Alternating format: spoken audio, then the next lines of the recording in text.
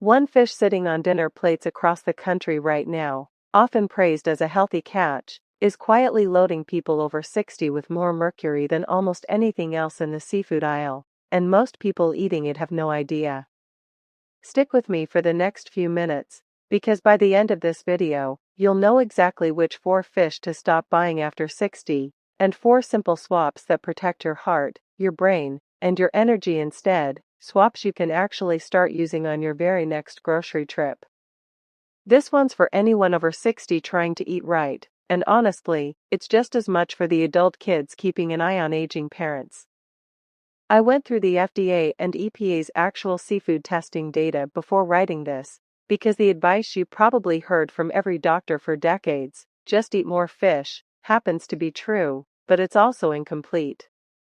Not all fish plays by the same rules once you're past 60, and the gap between the smartest choices and the riskiest ones is bigger than most people ever realize, mostly because nobody bothers to explain it clearly. No fear-mongering here, just what the actual testing data says, in plain English. Here's the part almost nobody explains. For years, the standard advice has been simple: eat fish a couple of times a week, get your omega-3s, protect your heart and your brain as you age. That part is genuinely solid science, and it's not going anywhere. What almost nobody mentions is that mercury, the toxic metal certain fish carry, doesn't pass through your body quickly. Stand in front of a seafood counter today and you'll see a dozen options, half of them labeled wild-caught, premium, or heart-healthy, with absolutely nothing on the sticker warning you which ones quietly carry the most risk. It builds up, meal after meal, year after year, sitting quietly in your bloodstream long after dinner's been cleared off the table. Picture someone like your uncle, or honestly, maybe it's you, who's ordered a swordfish steak every couple of weeks since a doctor said fish is good for your heart sometime back in the 90s. Nobody ever mentioned that swordfish and, say, sardines, aren't remotely the same thing once you look at what they're actually carrying. That gap is exactly what we're unpacking today, and it's the very last swap on this list, the one I'll get to soon, that tends to catch people the most off guard, mostly because it's probably already sitting in your pantry right now. Let's start with fish to avoid. Number 1, swordfish. It's a big, long-lived predator that sits high up the ocean food chain, and the longer and higher up a fish lives, the more mercury it collects over the course of its lifetime. This is exactly why fisheries scientists talk about the food chain the way they do. A swordfish spends years eating smaller fish that have already eaten smaller fish, and every step up that chain concentrates a little more mercury into its flesh. FDA testing places swordfish among the highest mercury seafood measured anywhere in the country, right alongside shark and a couple of others we're about to get to. The problem was never one single meal. It's a lifetime of them. If swordfish shows up on your plate every few weeks because it feels like a premium, health-conscious choice, that steady, quiet accumulation adds up in ways one dinner never could on its own. So what do you reach for instead? Wild salmon. FDA monitoring data puts salmon's average mercury level dramatically lower than swordfish, somewhere around 45 times lower, low enough that it barely registers, while still delivering the exact same omega-3 fats your heart and brain have been after this whole time. Same satisfying, hearty fillet on your plate, cooked exactly the way you already like it, just carrying a tiny fraction of the risk. Fish to avoid. Number 2 is shark, and this one sneaks past people because it rarely shows up on a menu actually labeled shark. It often gets sold under names like whitefish or regional names diners never think twice about, which means plenty of people have eaten it without ever realizing.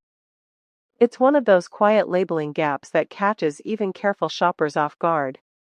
Shark shares the exact same problem as swordfish. It's a large, slow-growing predator, and slow-growing predators are mercury's favorite hiding place.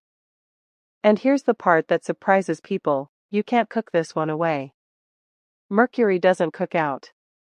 The better choice here is sardines, and I know that might sound like a bit of a downgrade, but stay with me.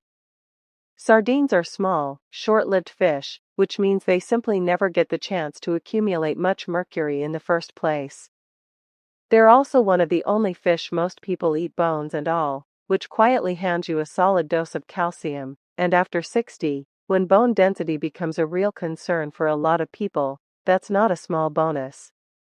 Big, punchy flavor, a tiny fraction of the risk. Fish to avoid number 3 is king mackerel, and this is where things get genuinely confusing, because mackerel in general has this excellent reputation as an oily, omega-3 rich fish your cardiologist would probably approve of on sight. That reputation is earned, it's just not earned by this particular mackerel. King mackerel grows large and lives long enough to land firmly on the FDA's avoid list, right in the same category as swordfish and shark. Here's the twist, the fix was never giving up mackerel entirely. It's picking the right one. It's the same story as shark being sold under a different name, just with a twist. This time both names on the label are technically accurate, they're just two very different fish sharing one common name. Atlantic mackerel is a completely different fish, smaller, shorter-lived, and testing dramatically lower in mercury, while still bringing that same reputation-worthy omega-3 punch to your table. Same word on the label, two genuinely different fish, and knowing the difference is honestly the entire game here.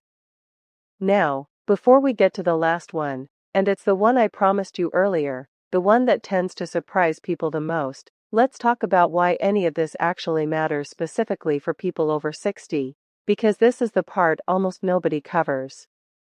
This is where it really clicks. Mercury doesn't announce itself.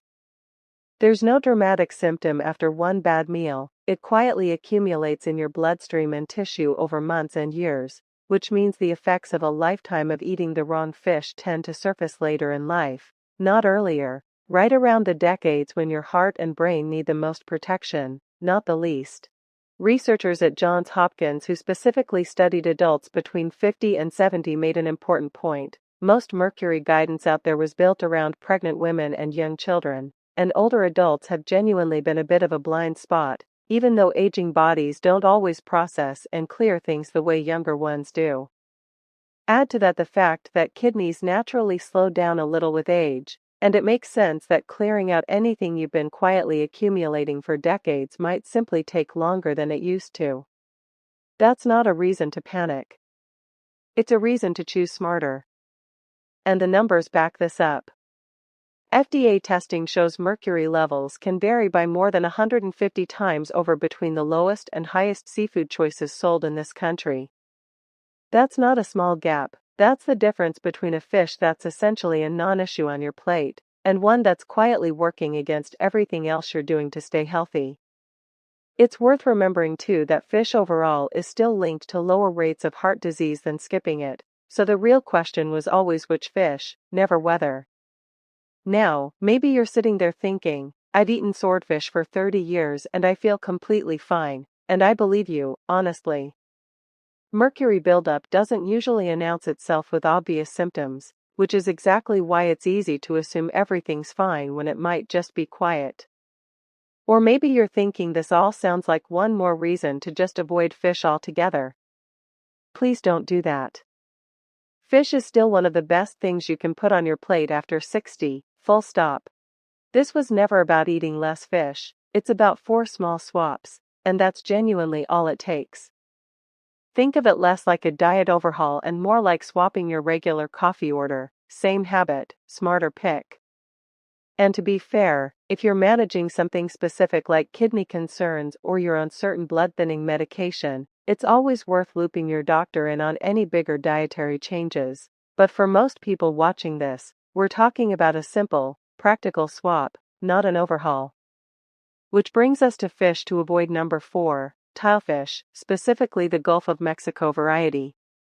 Of everything FDA testing has measured, Gulf tilefish consistently comes back as one of the very highest mercury seafood choices sold anywhere in the country, sitting well above even swordfish and shark. It's a bottom-dwelling, long-lived fish, and if you've ever spotted it on a restaurant menu as the day's special, it usually sounds fancy and completely harmless. Restaurants love putting it on specials boards precisely because most diners have never heard of it and quietly assume unfamiliar means exotic, and exotic means safe. It isn't. Here's your swap, and it's the one I promised would surprise you: canned light tuna. Not albacore, not white tuna, specifically light tuna, made from smaller skipjack. This is probably already sitting in your pantry right now. FDA guidance actually lists light tuna among the lower mercury choices considered safe for regular meals, which means that humble-can you've had in your cupboard for years might genuinely be one of your smartest, easiest options. No fancy fish counter required. So here's the one thing to take away from all of this: if you remember absolutely nothing else, it was never about fearing fish. It's about fearing the wrong four.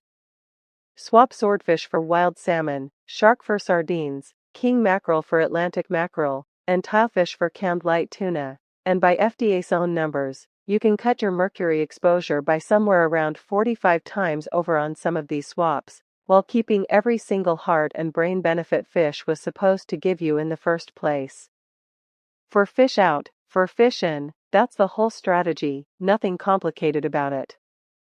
That's not a minor tweak. That's the entire difference between fish quietly working against you and fish actually doing its job.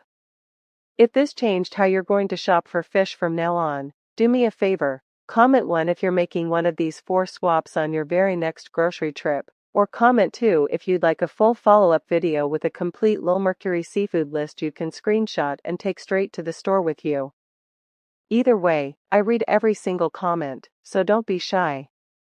And if videos like this one are genuinely useful to you, following along just means you won't miss the next one. No pressure, just an easy way to keep this kind of information coming your way. At the end of the day, fish isn't the enemy after 60, the wrong 4 are. Send this to whoever in your life still swears by that swordfish steak from the 90s, because a few smart swaps now can spare them a whole lot of quiet trouble later. If you've made it this far, you clearly care enough to get this right, so go ahead and make the swap. Your heart doesn't care how fish tastes. It only cares what's actually inside it.